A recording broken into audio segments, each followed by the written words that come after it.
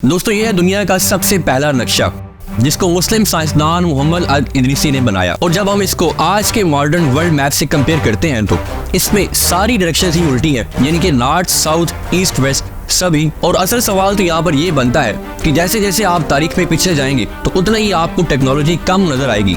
तो जब satellite system भी नहीं था, कैमरास भी नहीं हुआ करते थे, तो आखिर इस वर्ल्ड मैप के ऊपर लोगों ने यकीन कैसे कर लिया। मुस्लिम इन्वेंशन सीरीज के इस पहले एपिसोड के अंदर हम यही सब बताने जा रहे हैं।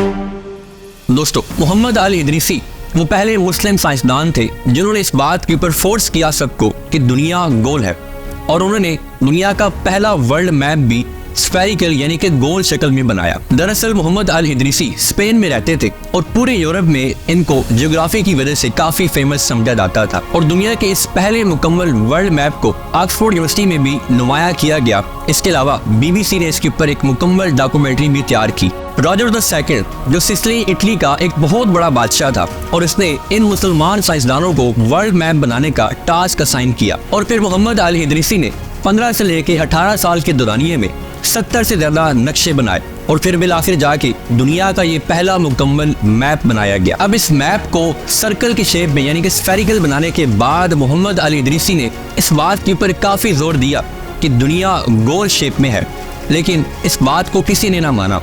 और इसके बाद भी सदियों तक ये कहा जाता रहा कि द वर्ल्ड इज फ्लैट। अब इन नक्शों के अलावा मोहम्मद अल इदरीसी ने एक बड़ी फेमस किताब भी लिखी, द बुक ऑफ रॉजर्स। अब जरा देखते हैं कि मुसलमानों के बनाए हुए मैप से हर दफा उल्टे क्यों होते थे।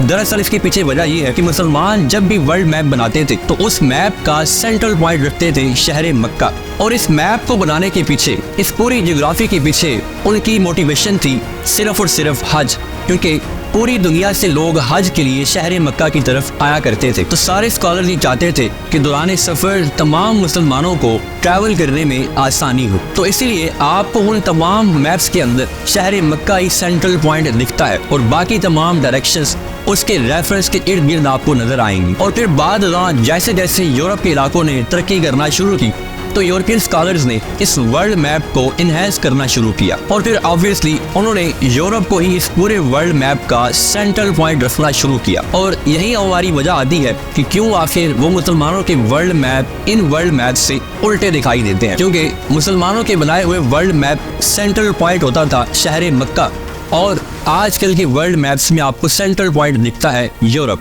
और जब सिसिली इटली में रॉजर द किंग नया हुक्मरान बना तो वहाँ पर मुसलमानों की हुकूमत बिल्कुल खत्म हो गई थी, और वहाँ उस इलाके में मौजूद तमाम तर लाइब्रेरीज के अंदर मोस्टली बुक्स आपको अरेबिक से मिला करती थी। तो लिहाजा वहाँ पर मौजूद डिफरेंट मैप्स, डिफरेंट नोट्स और डिफरेंट बुक्स के जरिए से मोहम्मद अल इदरीसी ने वहाँ पे नक्शे बनाने शुरू किए, जिसके बाद उन्होंने बनाया दुनिया का पहला कंप्लीट वर्ल्ड मैप। और ये सब उस जमाने के जदीद तर आलात को इस्तेमाल करते हुए और मुमकिन इंफॉर्मेशन को इस्तेमाल करते हुए पॉसिबल था। बावजूद इसके कि वो मुस्लिम इन्वेंटेड वर्ल्ड मैप्स उल्टे हुआ करते थे, लेकिन उस सब के बावजूद भी आजकल के मॉडर्न वर्ल्ड मैप्स को बनाने में काफ़ी सारे मददगार साबित हुए। और फिर जैसे जैसे साइंस और टेक्नोलॉजी ने तरक्की की, आज आपके पास सैटेलाइट सिस्टम अवेलेबल है, जिसके ज़रिए से दुनिया का वर्ल्ड मैप बनाना आज इंतहाई आसान हो चुका है। और उस ज़माने में बगैर किसी टेक्नोलॉजी के बाद भी मोहम्मद अल इदरीसी की वो स्टेटमेंट कि दुनिया गोल है,